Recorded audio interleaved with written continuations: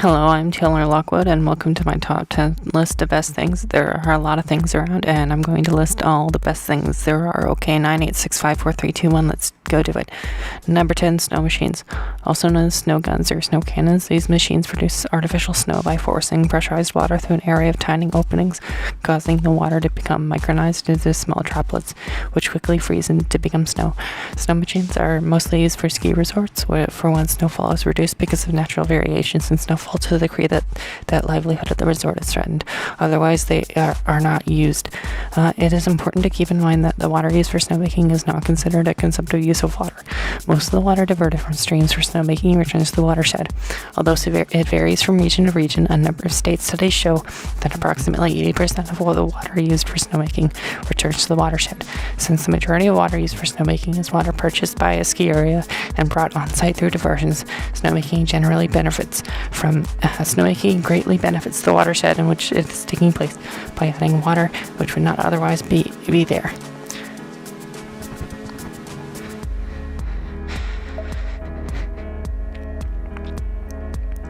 Snow machines are really good because it means you can ski even when it hasn't snowed in a while. The reason why they are not number one on this list is because the snow that they make isn't the best snow. And I think regular snow is the best because they make snowflakes, and snow machines don't make snowflakes, I don't think. Number 9, Nirvana. Nirvana is a band starring Kurt Cobain and Dave Grohl and some other people. They formed in 1987 and they've been jamming ever since. I currently own 2 of their albums on cassette, Insecticide and One by One, and I also have one of their singles on my iPod, which is Smells Like Teen Spirit. I've been trying to find more by them, but I haven't been able to go to the record store, and I don't know how to log back into my iTunes account because I forgot the password and email. My teachers always told me that it's important not to forget things because the thing you forget might be important, and this goes to show just that. Apple, if you're watching this, I could really use your help. Thank you.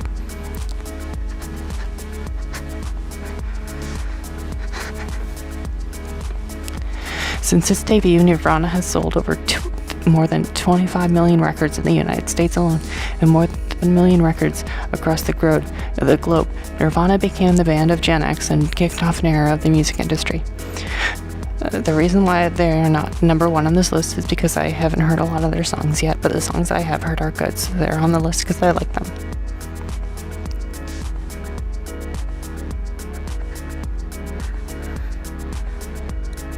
Number 8, baseball caps. A baseball cap is a hat that you wear that has a covering that keeps the sun out of your eyes called the brim. Baseball caps come in all kinds of colors with all kinds of baseball logos and iconography on them. So there's lots of variety when it comes to picking out which baseball caps you want to wear. You can also get custom hats made from custom stores, but I haven't done that yet. I have 3 baseball caps, and they're all from the New York Mets, but they have different colors like gold, black, and green. I got them all as gifts on my birthday, which was weird and probably not the best birthday I've had, but I appreciated the hats regardless. They must have forgotten that I already had Mets baseball caps, which is bad because it's important not to forget things, because this thing you forgot might be important. That's what my teachers always told me when I was growing up. In 1849, the New York Knickerbockers wore baseball's first uniform, which included a hat made of straw. In 1860, the Brooklyn Excelsiors wore the ancestor of the water round top baseball cap, and by 1900s, the Brooklyn style cap with a long visor and button on top became popular.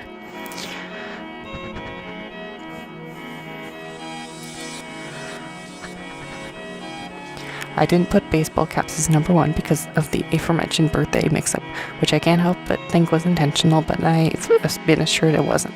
The hats are good, so it's not that big of a problem, but the thought that my friends and family conspired to give me the same gift makes my stomach hurt and tarnishes my opinion of baseball caps to a small degree. Thank you. Number 6, reading in the bath. Reading in the bath is a very relaxing pastime that I sometimes partake in when the bathtub is available for use in my home. Unfortunately, I haven't been able to use the bath to read my new Simpsons comics because my bathroom is being renovated. The downstairs bathroom has a shower, which I assure you I use, but I can't read during the shower because your book or comic or manga would get all wet, which is no good. If the issue you're worried about is dripping when moving the book or putting it down, instead of putting it down on the floor, attempt to put it in a higher position so the water won't come down on your arms and onto your hands or book. I put it on the back of my toilet if that's not readily near. Buy or use something such as a small table that's above your head when laying in the bath.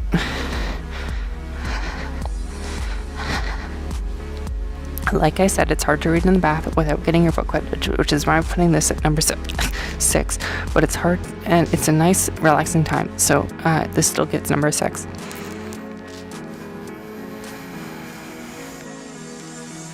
Number 6, the morning. When the sun passes the elevation angle of negative 18 degrees as it ascends towards the horizon before sunrise, a very small portion of its rays permeate the firmament.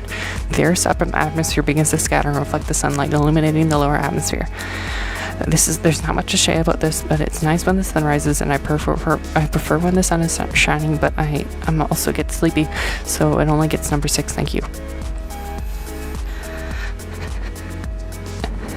Number 5, swimming laps. This is one of my favorites. Like I said, in reading in the bath, I love water, so doing laps in the pool is like running laps, but less tiring, and not as many people are yelling at me.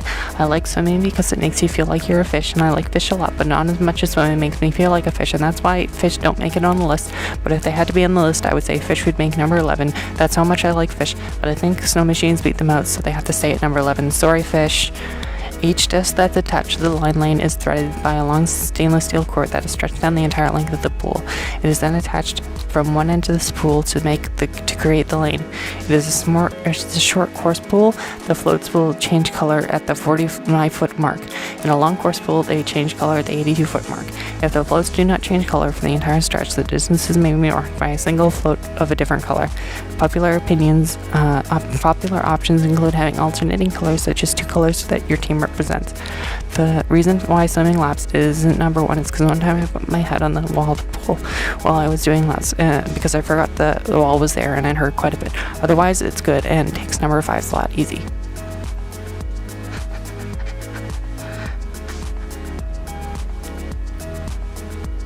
Number 4, booster rockets. 9865431 liftoff. Booster rockets are the big grain silos on the sides of the rocket that help get into space. But instead of grain inside, they put fuel like gasoline or hand sanitizer. When it goes on fire, the fire comes out really fast, which pushes the rocket into space. When I was little, I saw one of the launches, but it exploded, which was because someone didn't do the booster right. They forgot that it was going to be really cold, and rubber doesn't like cold. It's like my teachers told me, it's important not to forget things because this thing you forgot might be important. And that was important. On an airplane, most of the aerodynamic forces are generated by the wings and the tail surfaces. For a rocket, the aerodynamic forces are generated by both the body and the fins. For both the aircraft and rocket, the aerodynamic forces act through the center of pressure. Booster rockets don't make number 1, because of the explosion, and also because I think grain silos should stay green silos. Sorry.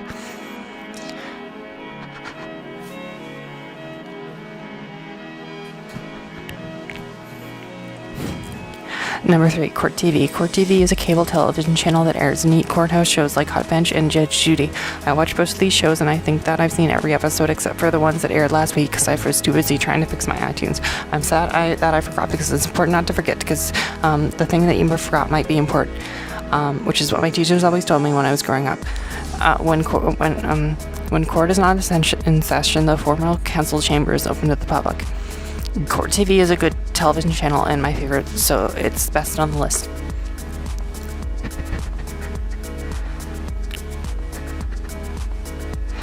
Number 2, shadow puppets. Not much to say here. Shadow puppets are just cool. If you have a flashlight, it's easier than using a candle.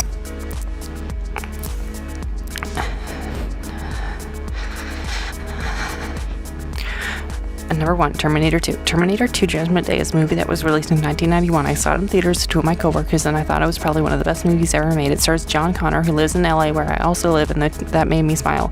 In the movie, the Terminator who was played by Arnold, he checks the phone booth for John Connor's address and goes there to kill him, which scared me a lot, so I listed my phone number, which I think was a good idea. So extra points to Terminator 2 Judgment Day starring John Connor.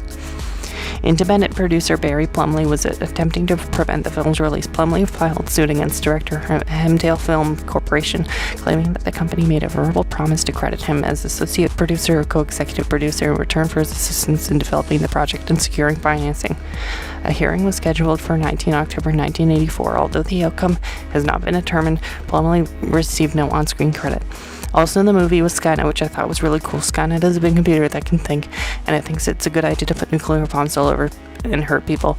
9865432 boom, right? I think it's a bad idea, but Skynet is very smart, so I trust her judgment. In the movie, they stopped Skynet and stopped people from being hurt, and so that's good. But I wanted to know what would happen if they did explode, so that's why this movie only gets number 2 on my list. These are all the best things for now. Thank you for watching the video. I may make a new one next week, so don't forget, because it's important.